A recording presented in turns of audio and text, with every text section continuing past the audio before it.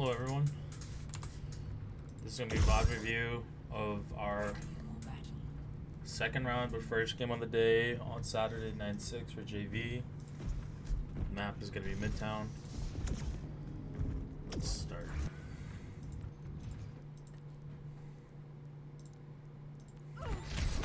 Okay, so as always, we just always want to identify what the team comp is running here, right? So we're essentially going Zarya and Bastion to counter anything that they're gonna run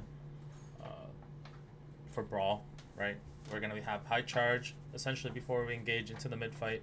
That's the idea of this comp, and we're gonna at least have one bubble on cooldown for Bastion shift. That's what we really want to do with this team comp here. Nene and Kuzer, once this is essentially taking place, your job is to then pretty much do the burst damage to take anyone out that is low. Their team comp's a little bit different, right? So their team comp has an Ana, which is very weak and exposable, but they have a Torb with a turret to pretty much help out the Ana, and then they also have a pylon with Illari to help the Ana and the Genji for AoE healing, essentially with that pylon. And they'll be able to do some burst damage here with Illari's primary or secondary fire.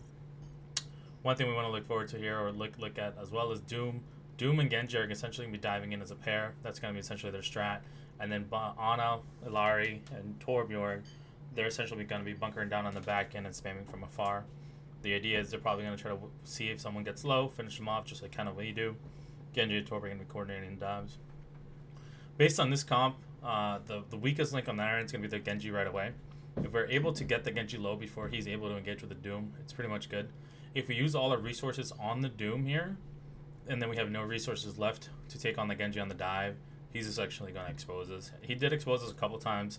I'm not so worried about the Nano Blade. I'll talk over in the second half of this video how we should combat the Nano Blade.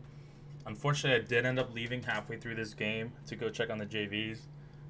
And I missed that second half on the attack where we should have made those swaps to pretty much deal with this Genji going forward. But we'll take care of it now. We won't have to worry about it. And we should be good to go. Alright, so let's just play this out. Piercing nose, right? We're trying to get bubbles charged up.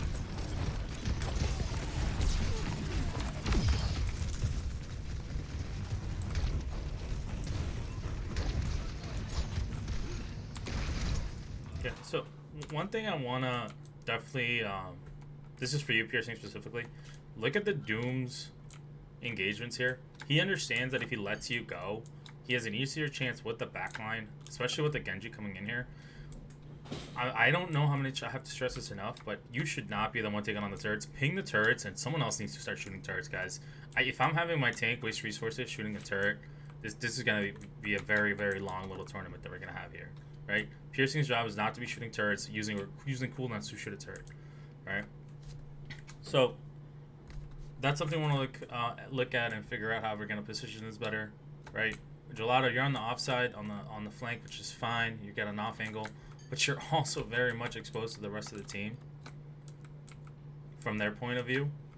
Once Piercing goes through, the best way I can think about it, you have to understand, is you have no bubble protection, right?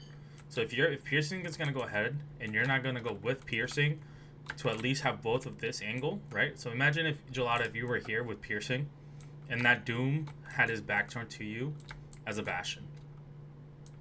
Right, that's what I mean when you're now a unit. It's very different than if you were running on Orisa. So with an Orisa, you're an anchor with an owl. With a Zarya, you're essentially a duo, like you're duoed right there on the engagement. You should be next to each other, maybe off to the side of each other. But your job is to swap with Piercing on the engagements where he can use a bubble to get his energy charge back up or his shield back up and get a little bit of healing. Then you get out of your turbo and you come back and I'll get some healing. He can come back in with a second bubble and high charge, do some damage. Get the enemy away from you. This is a little bit of bad positioning. And I said this very early before the match even started. Remember, I said you two have to be together. So let's just roll them back and figure out what happened here on the split. Because there's no reason for you to engage, right? The whole point about the Bastion here is there's no reason for you to engage unless you have a bubble ready to go, right? So Piercing is pushing up. You should be right behind him, right? There's very trickle damage that you're going to be able to do. I don't need my Bastion to be doing trickle damage, right? So you should be right next to Piercing on the left side. Keep pushing with Piercing on the left side. He's creating all of this space. And this is what you have to understand. He has essentially secured this left side. Right? If you're a Bastion, tell me, who on the enemy team here can kill you if you were to go on turbo?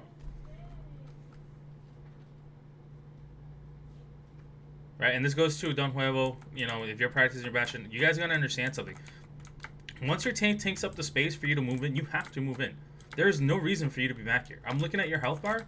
Your health is fine, right? You can position back in. Your healers are gonna heal you. Just push forward a little bit, right? There's no reason for you not to push forward at the same time. Like, you guys are right next to each other. Why? Why is this a thing? You're not a sniper. Like, this to me is just bad engagements and awareness of what your responsibilities are when you're engaging as a team, right? So let's play this out, assuming, you know, had you been here for the Doom, right? You think the Doom's gonna dive here now if you were on this angle? He's not, right? But you're back here. He also knows that they've split up Piercing from the rest of the team, which means Piercing can't just absorb some of the shock damage with a bubble, right? And you're not able to mow him down because now you're low as well, so you're gonna worry about your health, right? Bowser is positioned well, so he's far away enough, but he can't heal everybody. It would have been much easier for you to have positioned either here, where the Doom either has to commit to you, and Pearson would have a bubble for you, ideally, right? Or the Doom jumps in, forgets about you because he doesn't realize that you're here, and you mow the Doom down. Yeah, so I'm just going to play the rest of this out. This first play, I think we essentially get washed immediately. Okay, so it's, again, I don't understand what this is. I don't understand. If you're low, okay, you're low, but you can move up a little bit. Be a presence out here. Something.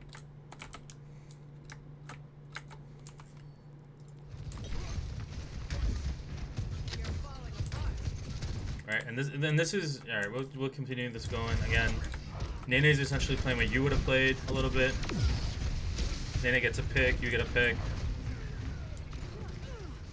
Doom dies.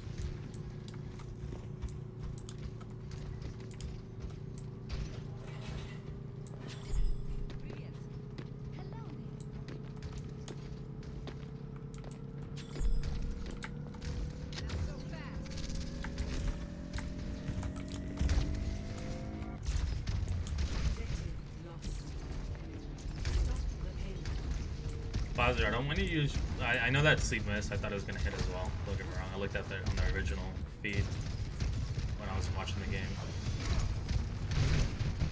Okay, the card moves out in the zone. No one should be on card once it's taken off, or it's the control's taken in the first part. With a Zarya and a Bastion, the area that we want to immediately own is essentially this stairwell area. Right? The reason why we want to own this stairwell area is because once we click shift with a bubble here, it doesn't matter what they have, they're gonna die up there. But we can't spend too much resources on the Doom, because then we won't have enough resources to get through. So all we want to do is bait out the Doom punch and his uppercut, and then we want to push off. So there goes the punch. He should die there. Please tell me he dies there. Let's see here. Ult comes out. Perfect. That's a good trade either way. We gotta push. We are full health. Push, please. Press the W key. We're literally having our tank be 1v4ing over there. There's no reason for this. Just try to stop me. This ends now. We lose piercing full charge. So this is a problem here, right? And is this Bowser? Okay. So Nene pops off here, and all the power to him. I respect this nano. Believe it or not here, Bowser, I would have used my nano to keep up piercing at full charge. Because then on the next fight, he would have been at least at 60% charge. Gets his full charge again for the next engagement. And we still probably delete these other squishies with Nene with just the damage boost. Right? Because that's the reason why we have Kuzer out here, is for the damage boost. Right? So it's a judgment call on your end. But just think about the take that we're playing. Like, had that been an Orisa, it's whatever. Had that been like a Reinhardt, it's whatever. But a hero like Zarya, where you really need to keep that high energy charge at all times, it might be worth more keeping the tank up to continue that high energy push for the next engagement than having to then wait for Piercing's 2 bubbles to be used just for energy, and then another bubble to come back online for the first engagement, and then another bubble to come back online. Essentially now we're wasting a minute just for Piercing to get back to the energy he was at just right now that he just lost because he died. So just keep that in mind as a support. It's a judgment call. Every situation is going to be different. It's just with Zarya's, I don't know how much you remember the old Overwatch League, but they used to give literally Zarya nanos when they were like 80% charge, just so they would get to 100% ult, and then they would get the ult and then team wipe. You know, sometimes keeping your tank up on high energy, especially on Zarya, is way more worth than letting them die and have to recoup all that energy back again. So this plays out.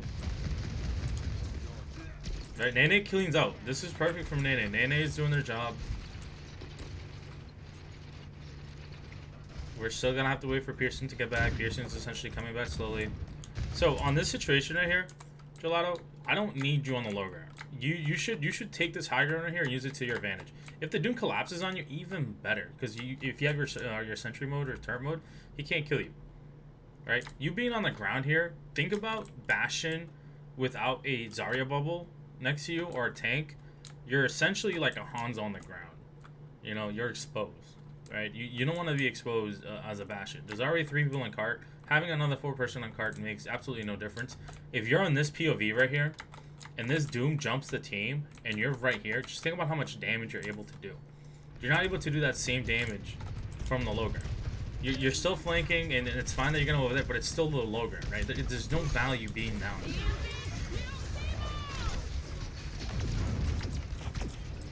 Okay, Bowser's keeping everybody alive.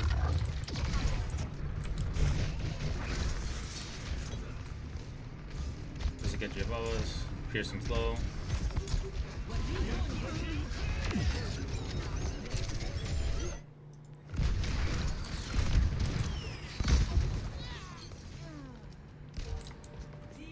It's unfortunate and it'll blade on us.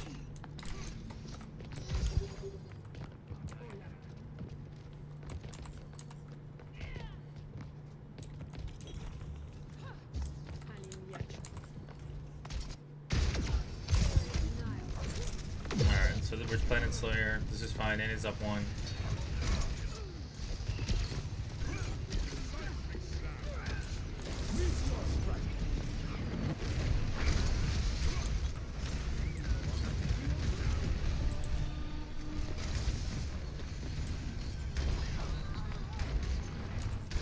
Okay, so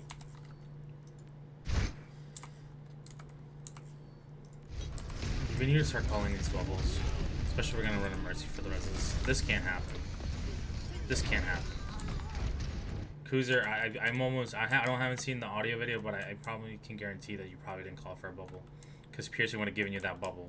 And you probably could have gotten the res and healed Piercing back up. And the nade would have already been used and would have been fine. Bowser's got LOS on Piercing, he probably keeps him up. You guys gotta start calling for bubbles. If there's no communication on the back end of what you guys are thinking, you can't expect people to read your minds. Right? So if that res is happening, Piercing, be attentive. Make sure you have a bubble for it. If you don't have a bubble for it, we're still evenly matched here. So you dying to get a res off and then me losing a support instead of you staying alive and us have traded DPSs on both ends, it's not a fair trade. I'd rather trade off DPSs but keep my supports and trade off a support for a DPS. And use your cooldown, right? So you keep that cooldown. We got another pick, great, and we'll still have a res for a backup. Can't be just trading out like that. It's not a good trade. Keep piercing up here. It's fun. Problem here is once they know that there's no Mercy, by the way, Bowser, you're immediately the next target. They know this. I wouldn't be surprised if they collapse on you with a Doom on the back end after this. Piercing's dead.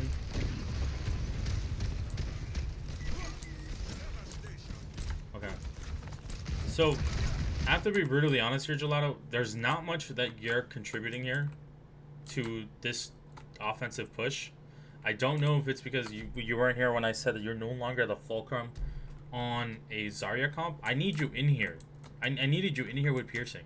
Because the second they try to collapse back here, you can just turn around and kill them. Right? But if you let Piercing die because there's no pressure coming from you and Piercing, and you let the backline die, it serves me no purpose. Right? So you have to understand that with the Bastion strats, right? They're running a Genji, which essentially they can dive and they have mobility. So the only way you're going to combat that is essentially you trading out these little squishies right here with Piercing, so that even if that Doom gets 1 or 2 picks, the 2 or 3 of you that are in the front line right here, just turn around and kill the Doom and then you push the cart. That's all that we needed to do in this engagement. If we're playing this conservative with a Bastion, thinking that, oh, we're just going to wait for the Doom to dive us, we're playing this wrong.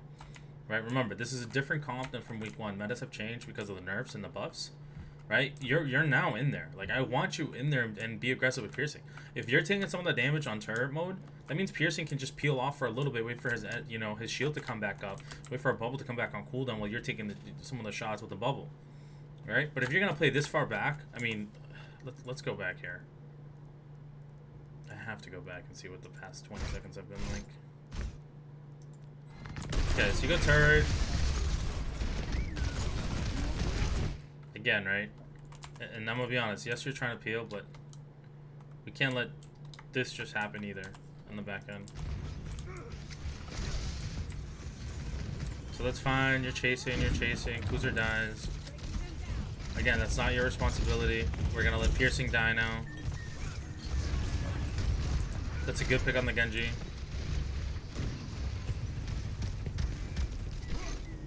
We just can't let our tank die. Piercing, you have to start. So one thing I want to let you know, Piercing, with your gameplay is you're moving too fast for the thought process of the rest of the team.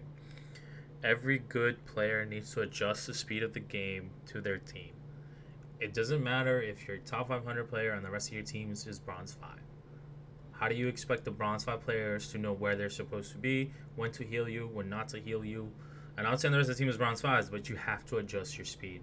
You have to go in there. You have to let them know that you're pushing in. They might not hear you. They might be dealing with something else. You have to tell them, forget about that. We have to push. And if a call is made where it's like we have to push, just push as a team. Be aggressive. I'd rather everyone push and, we trade 3 for 3 or 2 for 4, 1 for 4, whatever the situation is, than what's happening here where it's, what is happening here. We let our tank die. My support's dying for no reason. Trying to get a res off even though it's a perfectly good bubble. All they needed to do was calm it out. Doesn't happen. All right. These are all things that I'm seeing during the game that it just doesn't make sense to me. You guys have comms, and it's almost like we're not using them.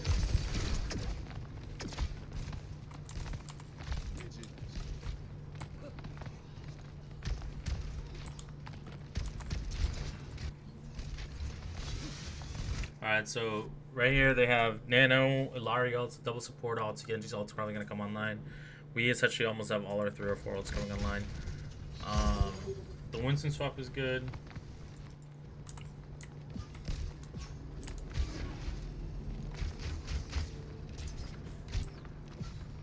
That means Gelato doesn't have any bubbles anymore, so he's going to be careful. I'm assuming you swapped this for the Genji. Unfortunately with the Illari, it's just not going to work. You're probably better off going to Risa next time, Piercing, if they have an Illari with the pylon. This stupid thing, like, even though you stood there and did damage to it, it's already back up to full health. And it's healing the Genji. So if we're going to do this way, where they don't have a Zarya on the other end with a Bastion, Piercing, next time we play a team like this, just run the Risa right down their throat. Literally just run it down there. Because the second they try to push on you like that, all you got to do is use your E and your jab, and they're going to die to the Bastion. Right? Same with the Illari, same with the Hanzo. Good luck to them if you have all your cooldowns and you have Nade coming up online. So that's the adjustment we're going to do if we ever face a team that doesn't have a Zarya Bastion on the defensive side of Midtown. We're going to swap over the Orisa. And we'll run the Orisa like we ran it with the first week meta, where you're able to take the space and create the off angles. Unfortunately with this Winston just doesn't do enough damage.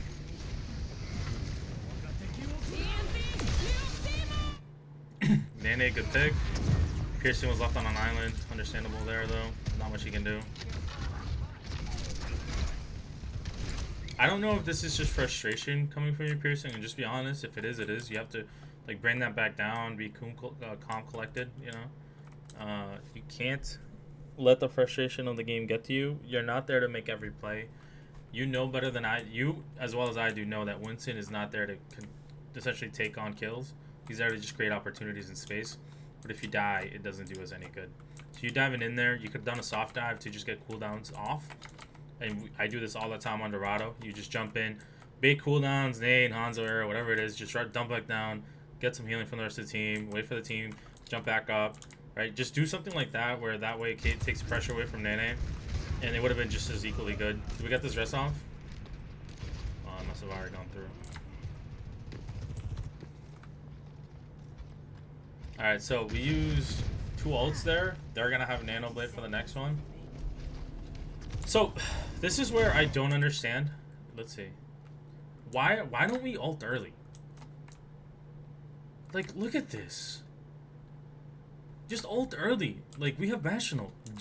I don't want you to ult in the mid fight. Just ult early so we can get some displacements. If you get them low enough with your ult here, Gelato, Pearson can clean up. But you guys have to calm this. Like, I don't... Look how free this is. Ana, no mobility. Illari, limited mobility. Right? Where's the other one? Their other DPS. Where's it? Hanzo, some mobility. Right? Those are 3 easy picks. Instead, we do this. Piercing, right? Again, Piercing probably expect that we're gonna push. No one else pushes. I don't know why we're not pushing. There's 17 seconds left. It's not like we have to all be on cart, right? One person can stay off on cart. Probably I would have left Bowser and in the Bastion on cart, right? While the Bastion's ulting, Bowser just heals for the Bastion so he doesn't immediately die. Bastion ults, right? To create some kind of... Look, they're nated. This is free. There's just no organization, no communication, no synergy, and again, I'm gonna knock the system. It's Piercing. If you have to say, hey, let's ult early, guess what? Ult early. Nay. I know you know how to play in high elo games. Just tell them to ult. It's this not crazy about a hierarchy of dictatorship. It's the right play to make. Bowser lands a huge nade here. This is huge. All you have to do is ult it. Like, what are we waiting for? We're gonna wait for them to kill us and then ult in our spawn? Too slow. See, that's too slow. You're dead. Like, this is what I'm trying to tell you. Is like, if you had ulted back here and ulted them in this corner right here when they're coming out of spawn, especially when there's 10 seconds left in the game, right? One, they have to use cooldowns over here to survive. That's the truth. They have to use cooldowns to survive, which means they would have no cooldowns coming into this engagement, which gives us the advantage. Instead, we let them just push onto us. We trade early. We use our cooldowns. We ult late. And then they hold us. It all comes back to communication.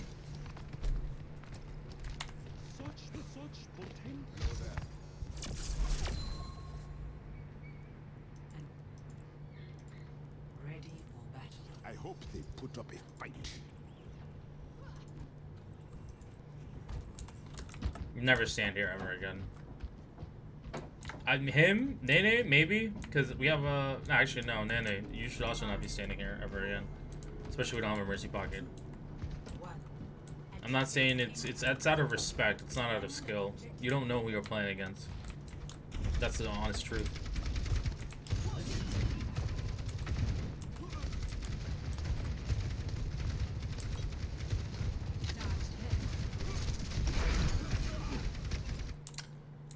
I mean, and that's all it is. It's out of respect. You just don't play that. It's not worth it. And I know now Bowser said later that, oh, he didn't know the Hanzo was there, but like, Nene just died to the Hanzo. That means Nene didn't call out where he died from. Because he should have been able to see that it was right here.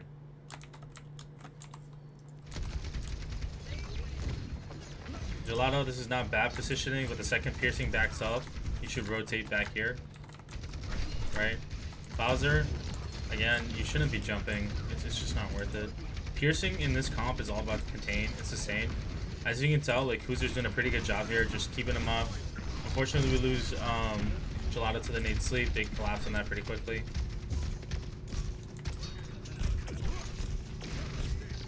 This is very good. Like, Piercing, all Piercing has to do here is sustain. That's the reason why we ran the Orisa here. He's trying to sustain, We're gonna engage here. We have plenty of time to engage for one last team fight.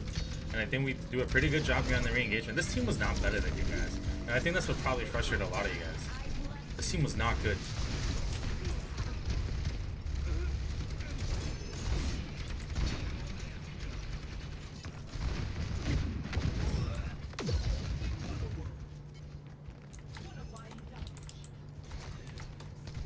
Good staggers, like I said, always call those out. I think staggering a lot of their enemy team here helped us buy a lot of time bank for round 2. And that was the important part. Burning off as much time as we can for round 2 on the defensive side.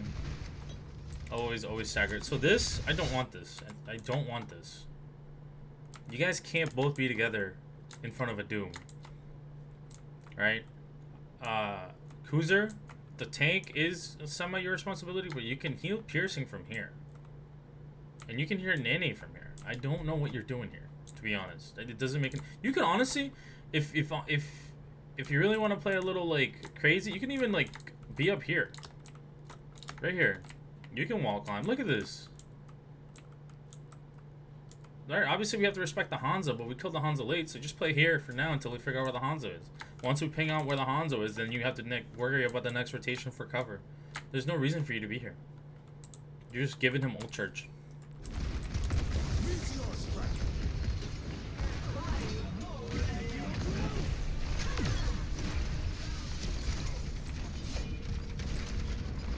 He's gotta die here. The Doom's gotta die.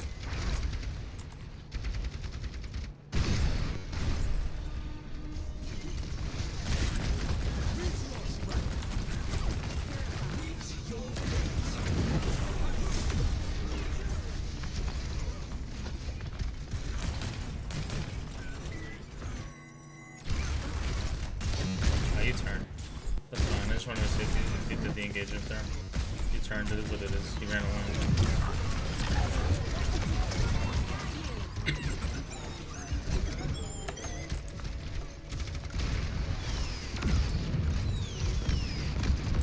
Okay, so Gelato, do you see how you ulted there because you knew they had to push up?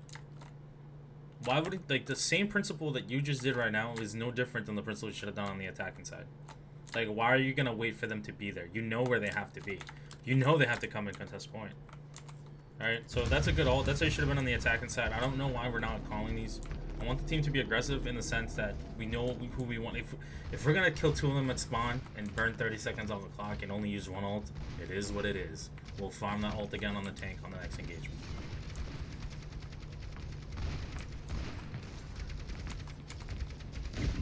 Okay, at least we know that we went over the positioning, because this is just bad all the way around. Bowser, you were perfectly fine on the original positioning because you can heal left and right.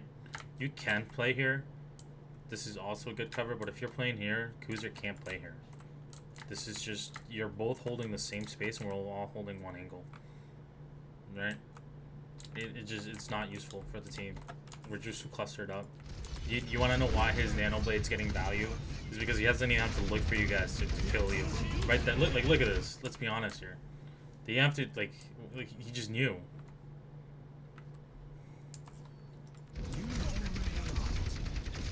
Yeah, we're too close together.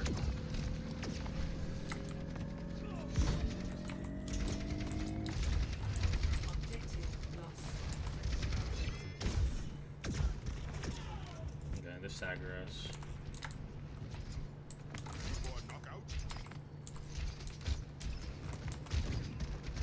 They're already trying to take the next angle. This is fine.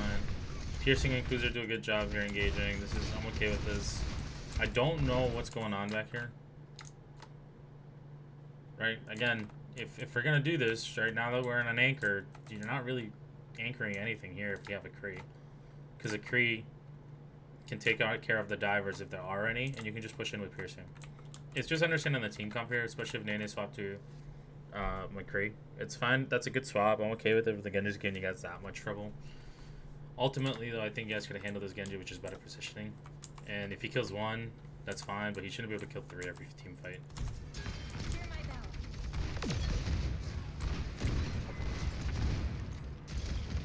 So again, right, we gotta push in with piercing. Like, I don't understand this. Like, we talk about bashing gameplay, but like, this doesn't give me any value down here. Like, they're not gonna be like, yo, let me stand here and let me look at the bastion and let me emote. Let me say hi. How's your day? How's the weather? You know, it rained in Boston this weekend. Oh, well, it rained in Washington D.C. too. Well, it was 110 degrees and says, oh, how's the family? They're not gonna do that. They're literally right here. They're saying, can we funnel piercing and kill him?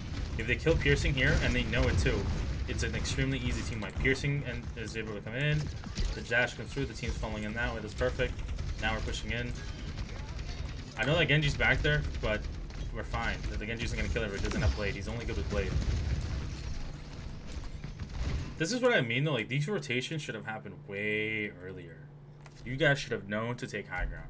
If Piercing wants to take this side and you want to come up here, Bastion, right here, with Bowser or something, whatever on the other end, that's fine. Right? But you can't be playing back here. Nene can't still be on the ground. You guys got to call this. And it's up to you, Piercing, too. If you're going to go out there and you think the team's going to back you up and they're not backing you up, but you didn't make the call to take in the engagement, that's on you. You're a team. I have to hold every single person accountable. If there's miscommunication, everyone's at fault. So this is where I believe I got frustrated, right? So it's a minute 56. Very good time bank for you guys. You've held them pre-bridge, and now you have control of this bridge. I know that they have Nanoblade online, but we also have Bap, Kitsune, and Imor here. So that's all we need, and we also have Piercing to pull them in. So the idea here, right? The idea here is going to be... This is perfect stagger. This is a perfect stagger. So that's going to buy us another 15 seconds. That's going to buy us another 10 seconds. So we're at 25. So by the next time they push, it's going to be something around 115. This, I don't understand. I don't understand. I don't know if you said again, oh, I didn't think it was going to be there. You have ult. Your whole team has ult. We just killed 2. We're going to kill 2 right here. We staggered 2. Why do we want to risk pushing one more time? You're not going to get ult, any more ult. You have it. Your team's not going to get any more ult charge out of this. The only thing you're doing is becoming a risk to your team by getting picked off early. Right? Piercing is running a sustain tank. He is not running a mobility tank. That means if you die, and Piercing gets trapped out there, he can only sustain for so long before they collapse on him.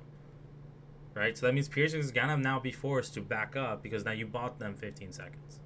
So instead of them coming at 115, they're probably going to come in at 120 with essentially pushing through because they know that we don't have a BAP on the back end.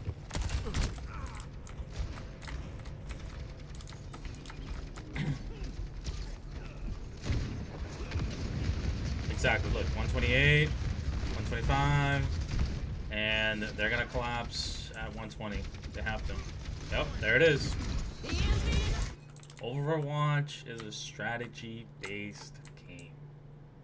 We already used Kitsune. We already used Cleanse because our BAP died, which means we didn't have main heal, so heal our tank, or Emor. Now they know that, which means they can use this ult right here, and look how grouped up we all are. This is free. This is no different if a Rhine was right next to you right here and Piercing was another Rhine and the Rhine was here. And then their tank just looked at all 3 of you and just shattered you. This is free. You don't have Cleanse Squeezer. They know this. By the way this is played against a Genji Blade, which is unfortunate we didn't have it. We lamp it and rush, and then Piercing uses Orisa to displace the Genji from the rest of the team. And all Piercing has to do, because there's Cleanse that's going to be coming out, Immortality that's going to be coming out, all the rest of my cooldowns for my supports within the rush field. Means as long as Piercing can keep the Genji away, the rest of you can bow out, heal Piercing as he's engaging, right? Whether that's him shooting the Genji to force out the deflect, him using the Javelin to force out the deflect or push him away, and then him using E and Fortify to live and sustain, and that's all he needs to do, and then boom, the rest of the team can live. But when we're all grouped up like this is free. Pierce is going to try to sustain. Piercing just doesn't have the main tank on. Booster comes back in, dies. Think about it. Like, that's just bad decision making. Wow. Like, had we had our BAP here, we lived through this. There's no reason. We had window. We could have used the high noon window right at the top of the ground. At this point, honestly, yeah, just die. There's no way you're going to get any value there. Remember what I said, if you're gonna die, just die, because it's just giving them more time. So this team fight right here, this was rough to watch.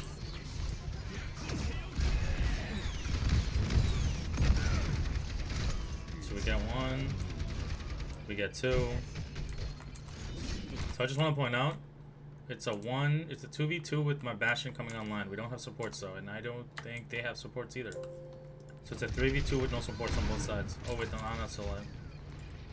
So it's a 3v2, 3v3, but they have supports. Our support comes online. We lose Nene. I think the Ana finally dies here.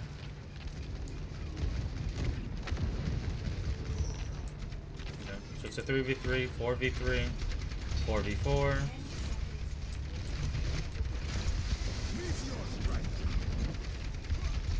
No one gets caught by that. We lose Bowser to the punch. Bad target priority. Bad target priority. That Doom should have died right there, and you guys won that team fight. We're taking too long.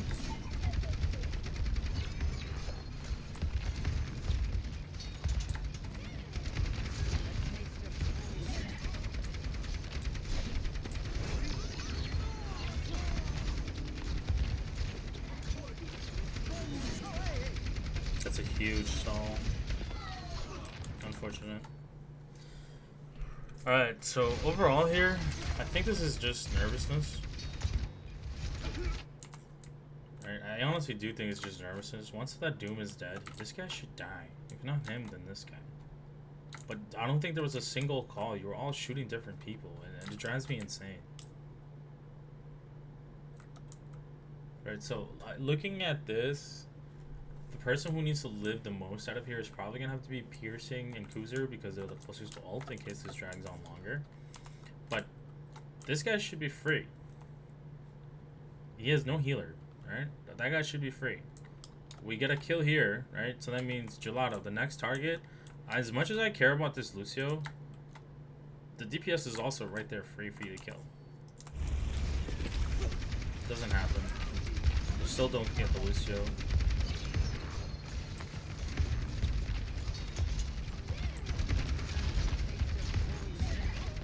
Loose Cruiser. Dang, that Moira really came and killed 3 of you. It's just unfortunate. Yeah, she's gonna end up killing 3. Yeah. Just unfortunate. Alright, well, that's just what happened. Just reviews of the game. Overall, I don't think they were a better team. They were just more synergized. Who knows how long they've been, you know, scrimming. It's unfortunate that we've only had about a week of scrims to really get synergy going, especially with the comps that have just changed. I like the comps with Zarya, and I do like the Orisa comps. We have to find something in the middle. I like Nene on the Sojourn, but if my backline's going to get exposed to dive because my Bastion's not rotating properly, we're going to have to figure something out. I'm telling you this right now, we are always getting exposed by dive, and that's because most of us here play hit scan, which is a problem on the DPS side. If we played non-hit scan play heroes, it would probably make it easier for us to run a counter dive at them, or even a brawl, right? But we don't have that, so we're forced to kind of just force this Bastion and Sojourn to give us the space of the projectile hit scan and the frontline damage to help peel for the backline as well. But we've got to figure something out. The positioning is just not there. The ult management and the ult combinations are not there. We're passive. I might end up doing another VOD review on the Flashpoint map, because I'm telling you this right now, there's no way we lose that Flashpoint map if we just communicated our ults. Our ults were god awful. They were so bad. We were ulting when our team was dying. We were ulting before our team was there. It was just all around. It was an awful communication for everybody in that game. So we've got to sharpen things up. Everyone's got to be held accountable. If you guys think I'm doing something wrong or saying something wrong, call me out on it. I have no problem having that discussion. You know, it's not like I said earlier. You know, these are the thought process. I need to hear what's coming on from your end. And you know, Nene, you need to be more vocal. Piercing, you have to be more vocal about what you need your team to do, because maybe when you say push up, they just don't understand. I don't know what to tell you. There have been some free engagements here where if we just coordinated as a team, we're able to team wipe the enemy team, and we just don't do it. Right? Rotations. If you don't know what rotations are on maps, you have to let me know. Please message me. I don't know what you mean by pre-rotating. I don't know what you mean by saging. I don't know what you mean where I should be at this point on this part of the map, where I should be here on this part of the map. You have to let me know, right? Unfortunately, because it's been such a short window since we've been together, I haven't had a chance to go over everything. Every single map. It's impossible for me to go through every single map with everybody, right? But there's a level of expectation, especially being the varsity players, that you have a certain amount of common knowledge about the game, rotation, speed, right? Ult combinations, timing of ults, staggering teams, right? There's a level of expectation that I have of all of you to understand this. If you don't know something, let me know, because then we can work on it. But I don't know what you don't know unless you let me know. Okay? So this is going to end the review for this game. I'll probably do another one again tomorrow of Flashpoint, because Flashpoint was just, I don't know what happened in that map. We should have won that map. So, but I think it's a little bit of the same: synergy, rotations, engagements, target priority. Right. So, other than that, have any questions? Reach out. Then this ends the review of this video.